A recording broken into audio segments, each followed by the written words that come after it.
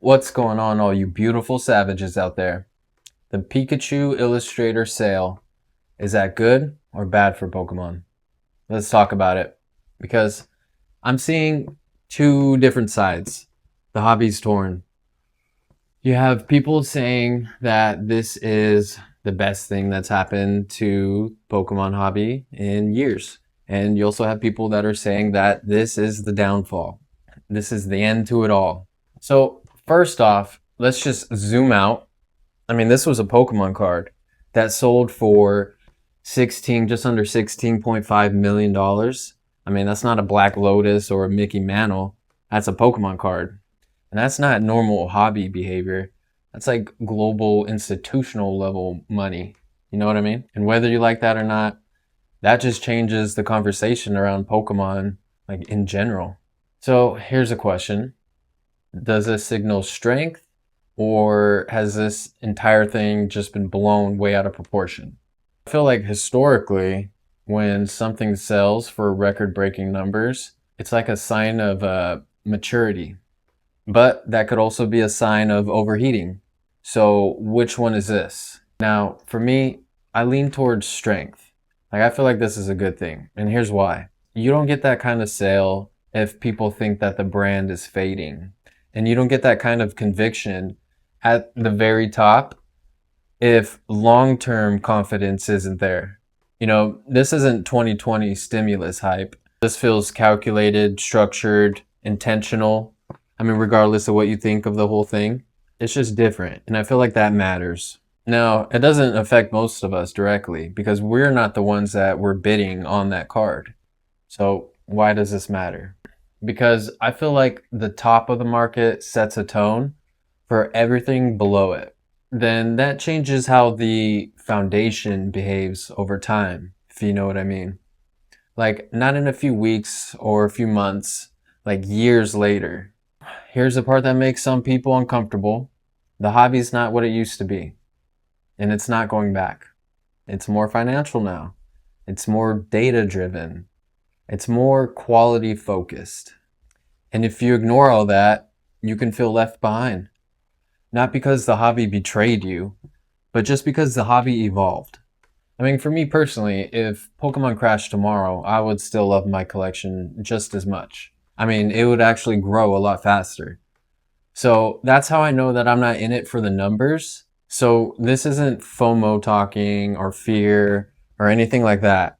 You know, this is just me thinking out loud and my observation of the entire thing.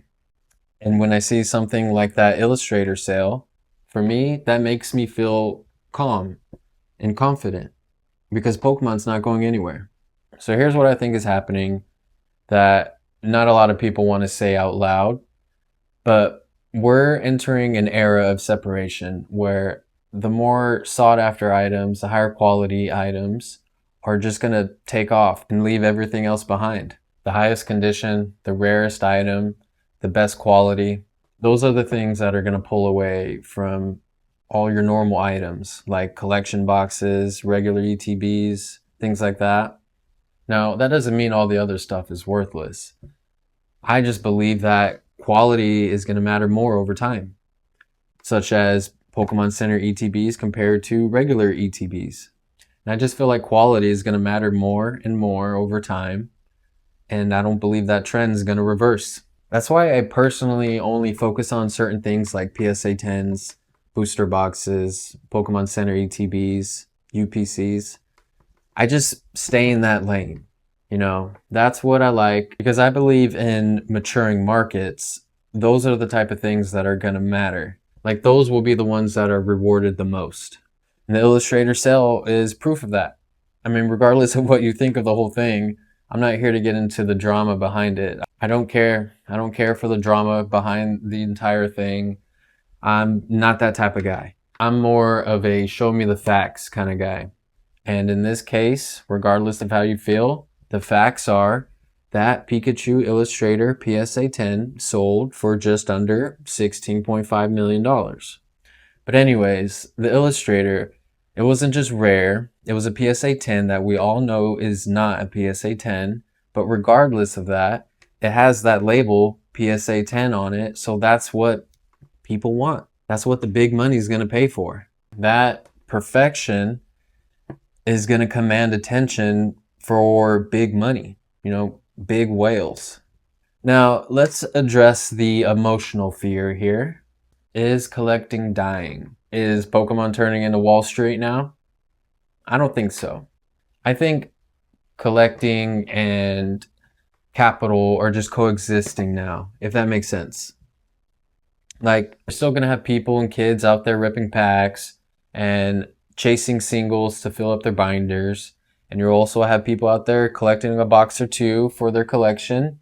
And then you're gonna have some serious long-term investors entering the space because they realize Pokemon is permanent. And when someone believes something is permanent, that's a powerful feeling. And I honestly think 10 years from now, we'll look back at this time and think of it as like a transition period. Like the moment Pokemon fully stepped into legacy collectible territory. And the collectors who understand that early are going to feel confident for the future. So, is this sale good? I think yes. Not because it makes headlines, but because it signals strength at the highest level. And that kind of stability trickles down over time. So the key isn't to panic.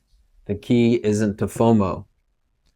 The key is actually to adapt.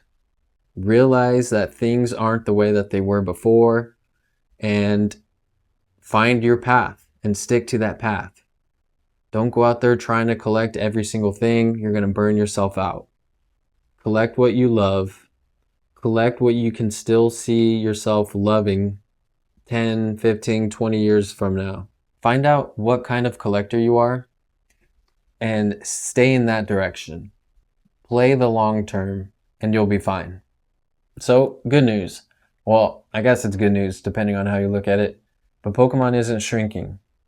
It's maturing, and maturing things don't move backwards. So, feel confident. Enjoy what you love. And whenever you're feeling stressed, overwhelmed, just take a step back, enjoy your collection, dust off your shelves, and take a deep breath. If you stuck around this far, I appreciate you. You're the real one. You're the real beautiful savage out there. Anyways, I'm Von Diggle, and I'll see you on the next one.